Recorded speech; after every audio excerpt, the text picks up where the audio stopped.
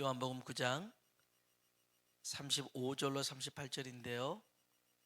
요한복음 9장 35절로 38절에 있는 말씀,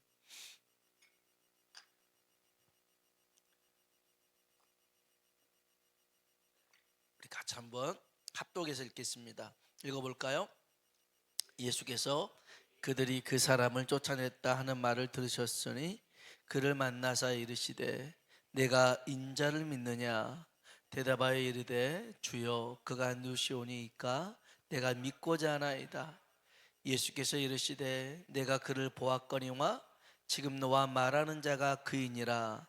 이르되 주여 내가 믿나이다 하고 절하는지라. 아멘. 아멘. 한번 따라합시다. 주여 내가 믿나이다. 아멘. 오늘 이 고백이 우리의 고백 되길 주의 이름으로 축복합니다. 어떤 상황 속에 있어도요, 주여 내가 주를 믿나이다. 주여 내가 주님을 믿습니다. 시간이 흘러도 또 환경이 달라졌어도 나는 여전히 주님을 신뢰하는 믿음. 이 믿음이 오늘 역사를 만들고 또 기적을 경험하게 될 줄로 믿습니다. 오늘 본문 얘기는 이렇습니다. 요한복음 9장에 태어날 때부터 맹인, 보지 못한 이가 있었습니다. 사람들은요, 그를 보면서 이렇게 얘기했습니다. 야, 어떻게 태어날 때부터 못 볼 수가 있어?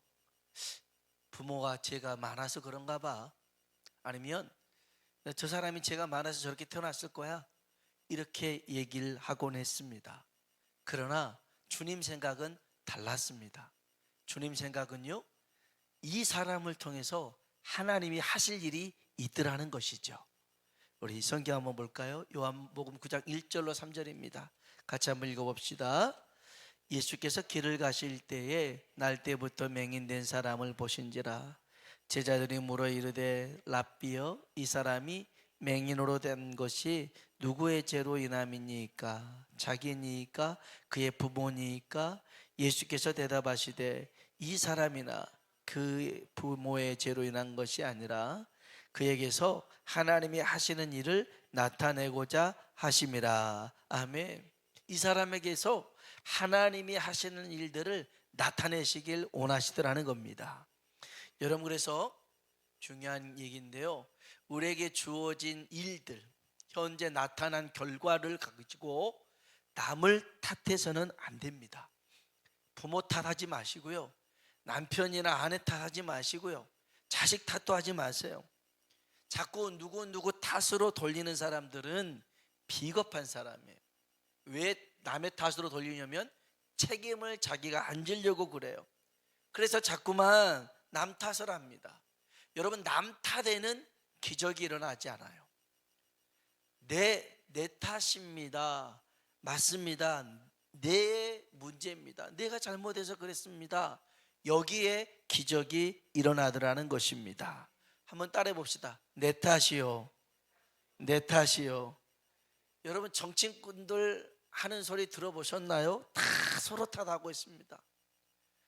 저 야당이 저래서, 여당이 저래서, 전 정부가 그래서, 현 정부가 그래서 서로 탓만 합니다. 정치는 서로 탓하는 거예요. 여러분, 교회는 정치하는 곳이 되어서는 안 되는 거예요.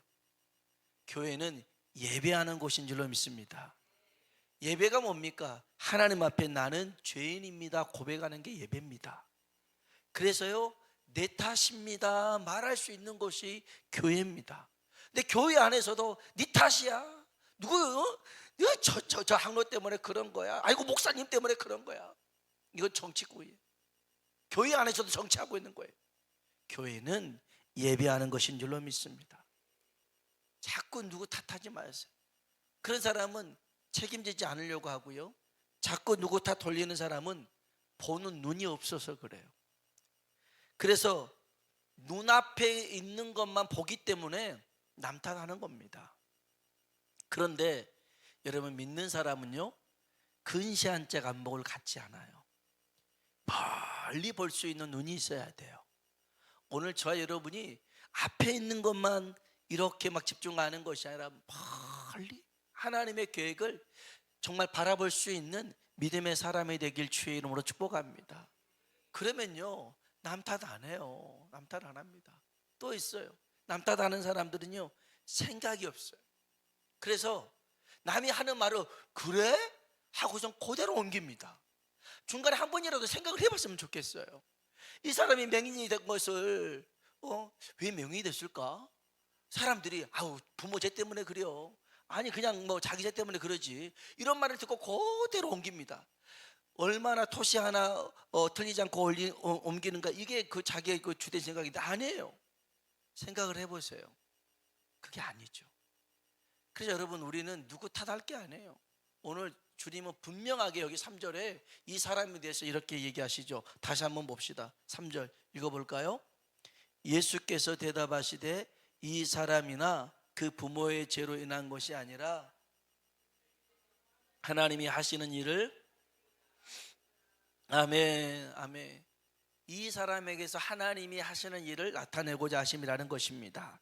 여러분 잘 기억하세요. 우리를 오늘 여기까지 이 모양으로 인도하신 것, 분명 그 중간에는 여러 가지 그런 이야기가 있었을 거예요. 이벤트가 있었을 거예요. 하지만 여기까지 인도하신 분이 누구냐면 하나님이신 줄로 믿습니다. 하나님이셔. 그래서 하나님이 하실 일들이 있어요. 예수님이 이 사람을 앞에 두고 지금 하고 있는 얘기가 이 얘기입니다. 뭐라고 얘기하냐면 이를 통해서 하나님이 하실 일이 있을 거야. 그러면서 5절에 내가 있는 동안 나는 세상의 빛이다 라고 말씀하십니다. 5절 한번 볼까요? 5절 읽어봅시다. 내가 세상에 있는 동안에는 세상의 빛이로라. 아멘.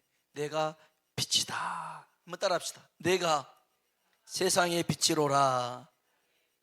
아멘. 내가 세상의 빛이로라고 주님 말씀하셨습니다. 근데 이 맹인이 이 말씀을 들어요. 다른 것들은 잘 안 들렸는데 빛이다 라는 말이 들리기 시작합니다. 이 맹인은 늘 어둠 속에 사는 사람이잖아요. 태어나서 한 번도 빛이라는 것을 보지 못한 사람이잖아요. 빛을 인지하지도 못하는 사람입니다. 그런데 그에게 주님이 내가 세상의 빛으로라 그 말씀을 하시는데 그 말씀이 이 맹인의 마음에 요동치기 시작합니다. 그래서 막 갑자기 심장이 뛰기 시작합니다. 근데 주님이 갑자기요 땅에 침을 뱉습니다. 그리고 침을 이깁니다. 이게 이제 진흙이니까, 흙이니까 이겨가지고선 이 맹인에게 하나씩 얹어줍니다. 그리고 우리가 잘 아는 실로암 못에 가서 씻고 와라 그럽니다. 그래서 이가 실로암 못으로 내려갑니다. 그래서 씻고 옵니다. 눈이 밝아졌습니다. 우리 한번 6절 7절 볼까요? 6절 7절입니다. 이 말씀을 하시고 땅에 침을 뱉어 진흙을 이겨 그의 눈에 바르시고 이르시되 실로암 못에 가서 씻으라 하시니, 실로암은 번역하면 보냄을 받았다는 뜻이라. 이에 가서 씻고 밝은 눈으로 왔더라. 아멘. 밝은 눈으로 왔습니다. 그 전까지는 맹인이었습니다. 한 번도 빛을 보지 못했던 사람인데 씻고서는 밝은 눈으로 오게 되었습니다. 여러분, 이것이 말씀의 능력입니다. 이게 말씀의 기적입니다. 이게 순종의 능력입니다. 이게 순종의 기적인 줄로 믿습니다. 여러분, 여기 속에는 많은 의문이 담겨져 있어요. 예수님이 땅에 침을 뱉었다 했잖아요. 어떻게 땅에 침을 뱉어? 예수님이 확 이게 그러잖아요. 침을 뱉었어요. 근데 갑자기 그 침을 이기는 거예요. 그래갖고 예수님 뭐 하실라나 했더니 이게 내 침은 우리도 내 입 안에 있는 침은 안 더러워도 입 밖에 나온 침 더럽잖아요. 더러워 그러잖아요. 근데 남의 침은 얼마나 더러워요. 지난주에 여기 식당에서 지금 짜장면 밥을 먹고 있는데 어떤 커플이 옆에 들어왔어요. 들어와가지고는 남자 나보다 더 나이 있는 것 같은데 밥을 먹어서 코를 확 푸는 거예요. 풀 수 있죠. 그런데 한 20번은 계속 푸는 거야. 흥흥 하고도 다 흥흥. 그래놓고는 마침 쓰레기통이 저한테 있었는데 저쪽에서 저한테 던지는 거예요. 이게 밥이 먹는, 진짜 이걸 뭐라고 얘기를 해야 되나 말아야 되나. 내가 근데 거기에 또 제가 목사라는 걸 다 아니까 거기서 이게 말도 못하고 이게 입으로 들어가는지 코로 들어가는지 이게 더러워서 아니 코를 풀려면 밖에서 풀고 와야지. 옆에서 밥 먹고 있는데 코는 흥흥 풀고 있으니까 그건 못 견디게 싶대다요. 그런데 코 푸는 정도가 아니잖아요. 예수님이 침을 뱉었잖아요. 이겼잖아요. 뭘랑고 이렇게 주변에 보니까 이걸 눈에다 붙여요. 이거를 세상에 앞도 못 본 사람 눈에 붙여놨으니 이게 얼마나 웃긴 꼴입니까? 자, 여기서 예수님의 침은 어떤 효과가 있을까요? 예수님의 침과 이 흙은 어떤 효능이 있어서 이런 일들이 나타날까요? 이건 우리가 아무리 궁금증을 가져도 모르겠어요. 언제 어떻게 되는지 모르겠어요. 여러분, 물이 포도주로 변하는 과정이 어떻게 됩니까? 예수님이 종들한테 항아리에 물 채워라. 채웠더니 떠다 줘라. 물이 포도주로 바뀌었어요. 어떤 작용으로요? 여러분, 과학자들은요 절대 물이 포도주로 그 분자가 바뀔 수가 없대요. 그런데 바뀌어져 버렸어요. 어떤 순간에요? 말씀에 순종하는 순간에 바뀐 줄로 믿습니다. 저는 이 맹인의 모습을 그려보면 꼴값도 이런 꼴값이 없어요. 앞도 못 본 사람인데 여기 이제 진흙 붙여놨으니 이렇게 하면 떨어질 거 아니에요. 그러니까 이게 안 떨어지려고 이렇게 하겠죠. 이렇게 가는데 세상에 이런 구경거리가 없어요. 사람들이 얼마나 비웃었겠어요. 아이고 이제 갈 때까지 갔나 보다. 그런데 놀라운 사실은 주님이 말씀하셨고 이가 순종하니 씻고 오니까 눈이 떠진 줄로 믿습니다. 여러분, 기적은요 말씀에서 일어난 줄로 믿습니다. 기적은요 말씀에 순종함에 나타난 줄로 믿습니다. 오늘 우리들의 삶 속에 이렇게 말씀에 이해가 되든 되지 않든, 내가 경험해 봤든 받지 않았든 간에 주님이 말씀하시면 아멘입니다. 순종하고 나아가길 주의 이름으로 축복합니다. 이 이야기가 이렇게 훈훈하게 끝나면 참 좋았을 겁니다. 그런데 이 얘기는 여기서 끝나지가 않습니다. 보통은 여기서까지만 많이 얘기를 하다 보니까 잘 모르시는데, 바리새인들이 시비를 걸러왔습니다.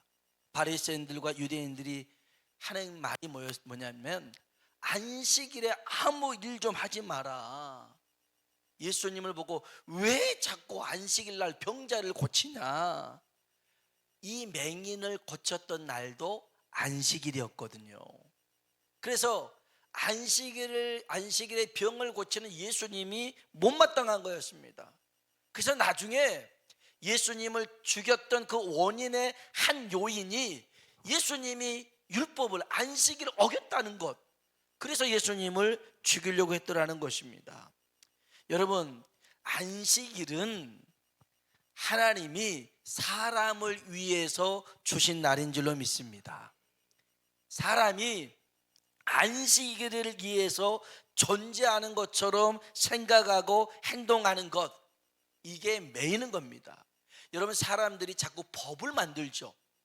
법을 만든 것은 보호하고 지키려는 것도 있지만 법을 통해서 규제하고 통제하려고 합니다. 그래서 법대로 합시다. 법이요! 이렇게 얘기를 합니다. 근데 여러분, 안식일은 우리도 알다시피 네 번째 계명에 있으니까 이게 율법이다, 법이다 하고 할 수 있겠지만 그렇지 않아요. 여러분, 안식일은 법이 아닙니다. 안식일은 복인 줄로 믿습니다. 창세기 2장 2절로 3절 볼까요? 창세기 2장 2절로 3절 읽어봅시다.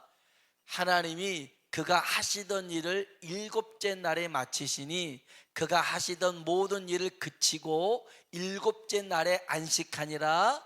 하나님이 그 일곱째 날을 복되게 하사 거룩하게 하셨으니 이는 하나님이 그 창조하시며 만드시던 모든 일을 마치시고 그날에 안식하셨음이니라. 아멘, 아멘. 하나님이 일곱째 날을 뭐하게 하셨어요? 복되게 하셨어요. 여러분, 안식일은 복된 날인 줄로 믿습니다. 복된 날이에요. 그걸 법으로 하나님이 만들어 놓은 게 아니에요. 이거 안 지키면 내가 너희를 죽일 거야. 그러니 너희는 꼭 지켜야 돼. 그래야 내가 너희에게 뭘 주든지 줄 거야. 이런 식으로 하시는 게 아니었어요. 하나님은 안식일을 우리에게 복으로 주신 줄로 믿습니다. 그런데 사람들이 자꾸만 이것을 가지고 법을 만들기 시작합니다.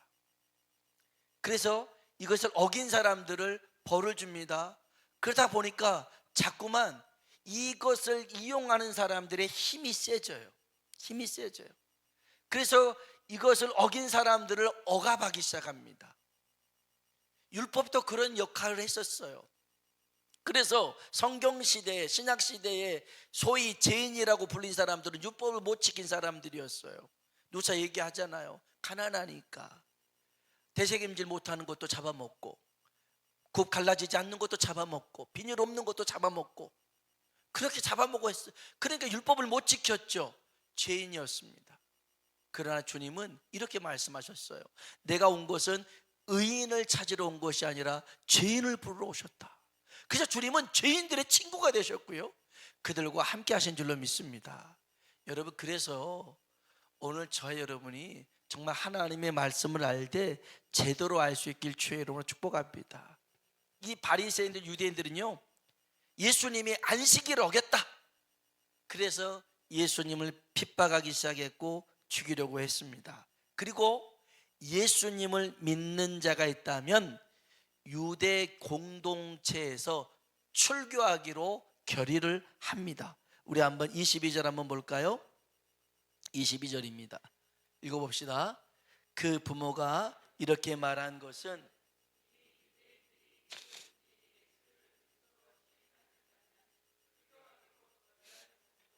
그들을 무소함이로라. 아멘.